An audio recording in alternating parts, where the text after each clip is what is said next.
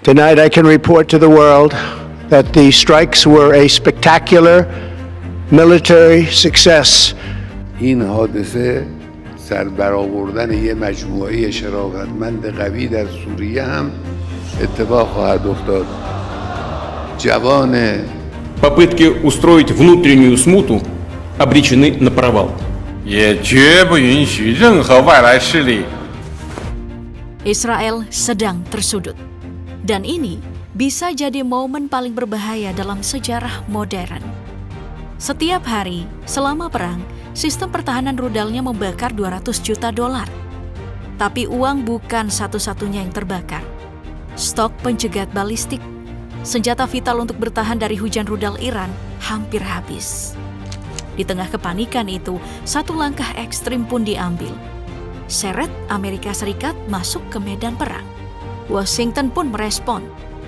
Fasilitas nuklir Iran diserang. Tapi pertanyaannya sekarang, apakah ini sekadar eskalasi regional? Atau justru awal dari sesuatu yang jauh lebih besar? Kenapa penting membahas ini? Karena jika bom nuklir benar-benar diaktifkan, konflik ini tak lagi soal Yerusalem, Gaza, ataupun Teheran. Ini soal kita semua. Satu ledakan bisa menghapus kota. Satu keputusan bisa menghapus jutaan nyawa. Dan di dalam diam, dunia mungkin sedang melangkah menuju perang dunia ketiga. Dan kita akan terseret.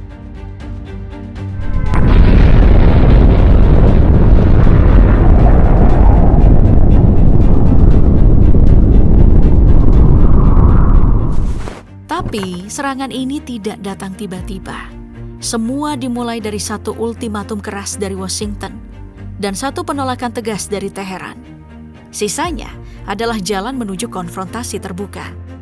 Ancaman itu datang langsung dari Presiden Donald Trump dengan nada yang tak bisa ditawar, menyerukan agar Iran menyerah tanpa syarat, sekaligus memperingatkan bahwa kesabaran Amerika sudah mencapai batasnya. Tapi Iran tidak goyah. Pemimpin tertinggi Iran Ayatollah Ali Khamenei menanggapi dengan tegang. Jika Amerika Serikat menyerang, mereka akan menghadapi konsekuensi yang tak dapat diperbaiki. Iran tidak mundur, dan Trump pun bukan sedang menggertak. Washington langsung merespon dengan kekuatan militer nyata. Sistem pertahanan udara THAAD dikerahkan ke Israel untuk menghadang gelombang rudal dari Iran dan sekutunya. Kapal induk kedua USS Nimitz bergabung dengan armada di Laut Merah. Sekitar 30 jet tempur siluman F-35 ditempatkan dalam posisi siaga di pangkalan Amerika di wilayah Teluk. Selama saling serang Iran dan Israel, lobi politik, tekanan publik, dan kalkulasi militer akhirnya bermuara pada satu keputusan besar. Amerika Serikat masuk ke konflik. Target pertama, program nuklir Iran. 3 situs diserang: Fordow, Isfahan, dan Natanz. Dalam operasi yang disebut Operasi Midnight Hammer, Amerika menerjunkan 125 pesawat dan pesawat pengebom siluman B-2 Spirit terbang di kegelapan, mengangkut 6 bom penghancur bunker GBU-57, menjatuhkannya ke pusat-pusat strategis Iran. Dari bawah laut, kapal selam Amerika Serikat meluncurkan lebih dari 30 rudal Tomahawk yang menghantam fasilitas-fasilitas teknis. Serangan ini bukan sekadar pukulan militer. Ini sinyal terang bahwa Amerika tidak lagi jadi penonton. Dan kini dunia memasuki fase baru, di mana garis antara ancaman dan kehancuran total makin kabur.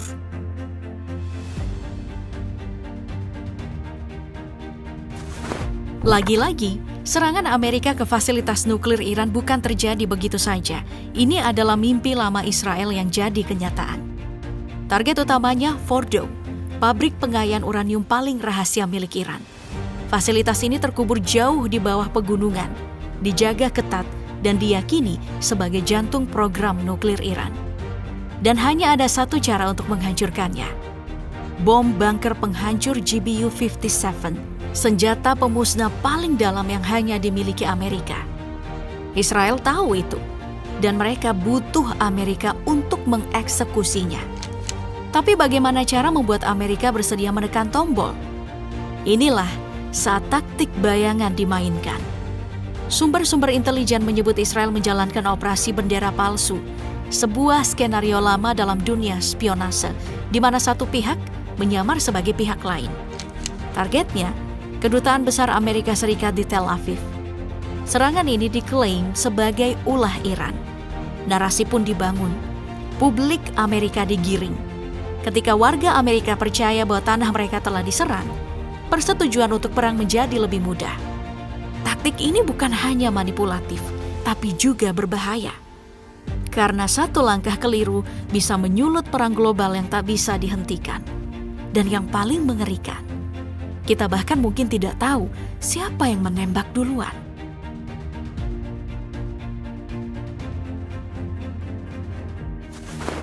Setelah 3 fasilitas nuklir utamanya dihantam, Fordo, Isfahan, dan Natanz, Iran tidak tinggal diam. Iran resmi mendeklarasikan perang. Di medan laut, Iran punya banyak cara membalas. Kapal-kapal perang Amerika Serikat yang berlayar di Teluk bisa jadi target rudal anti kapal atau drone kamikaze. Pangkalan militer Amerika di kawasan Teluk pun berada dalam jangkauan serangan langsung. Dan yang paling strategis, Iran bisa menutup Selat Hormuz, jalur vital ekspor minyak dunia. Jika terjadi, harga energi global akan melonjak dan krisis energi internasional pun tak terelakkan. Di udara, Iran telah membuktikan diri. Militer mereka ini sukses menghancurkan berbagai pesawat tempur dan drone milik Amerika dan Israel, mulai dari Hermes 900 hingga jet F-35I. Ini menandakan langit Iran bukan zona aman. Dan bagi Amerika, bahaya sebenarnya bisa lebih dekat dari yang dibayangkan. Iran punya rudal balistik jarak jauh, termasuk yang mampu menjangkau kota-kota di Amerika Serikat. Jika satu rudal dilengkapi hulu ledak nuklir, New York bakalan rata dengan tanah. Tapi Iran tidak hanya bertumpu pada kekuatan konvensional. Proksi regionalnya juga bergerak. Saat ini, hanya Houthi yang terbuka menyerang Israel. Tapi mata dunia kini menunggu. Akankah Hezbollah dan Hamas ikut terjun? Di jalur diplomatik, Iran segera meminta dukungan darurat dari Dewan Keamanan PBB untuk mengecam serangan Amerika. Dan yang lebih radikal, Iran mempertimbangkan keluar dari perjanjian non-proliferasi nuklir. Jika ini terjadi, dunia kehilangan akses verifikasi internasional atas program nuklir Iran. Tak ada lagi inspeksi, tak ada batasan pengayaan uranium. Iran bisa mengembangkan senjata nuklir secara legal dan terbuka tanpa dilabeli pelanggar. Serangan Amerika ke fasilitas nuklir Iran langsung mengguncang dunia.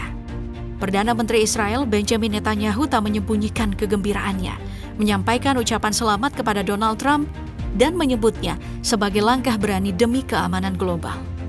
Dari London, Perdana Menteri Inggris turut mendukung. Mereka menyebut tindakan Amerika Serikat sebagai langkah tegas untuk menghentikan ancaman nuklir Iran. Namun tidak semua sepakat. Sekretaris Jenderal PBB Antonio Guterres justru menyampaikan kekhawatiran mendalam. Ini adalah eskalasi yang berbahaya di kawasan yang sudah berada di ujung tanduk. Ini adalah ancaman langsung terhadap perdamaian dan keamanan internasional.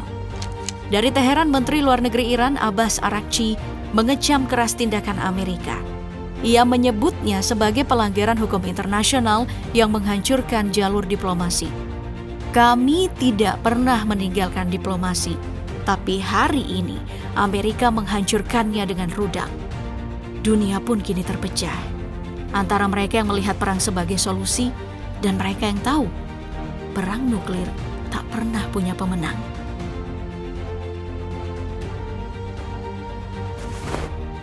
Konflik ini tak lagi regional. Rusia mulai bicara. Presiden Vladimir Putin secara langsung meminta Perdana Menteri Israel Benjamin Netanyahu untuk menjamin keselamatan personil Rusia yang tengah membangun 2 reaktor nuklir di Iran. Putin juga menyampaikan protes keras kepada Trump. Karena jika Rusia tidak diberi jaminan, maka serangan Amerika Serikat dianggap melanggar kesepakatan yang telah dijalin di belakang layar. Sementara itu, China diam-diam bergerak. Diklaim, 2 kapal intelijen elektronik milik Angkatan Laut China tipe 855 dan 815A telah memasuki Teluk Persia. Kapal ini bukan kapal perang biasa. Ini memantau komunikasi, membaca arah konflik, dan memberi sinyal Beijing sedang mengawasi. Dengan dua kekuatan besar kini ikut memandang serius konflik, dunia mulai bicara satu istilah yang sebelumnya hanya terdengar di buku sejarah. Perang Dunia Ketiga. Namun masih ada dua jalan, eskalasi atau deeskalasi. Jika Amerika Serikat terus menyerang dan Iran keluar dari perjanjian nuklir, proksi bergerak liar, dan Rusia Cina ikut turun langsung, maka jalur eskalasi pun terbuka lebar. Namun jika diplomasi ditegakkan kembali meski melalui tekanan global dan kompromi pahit, mungkin dunia masih bisa ditarik menjauh dari tepi jurang. Tapi pertanyaannya kini, siapa yang akan menahan pelatuk ketika semua senjata sudah diarahkan?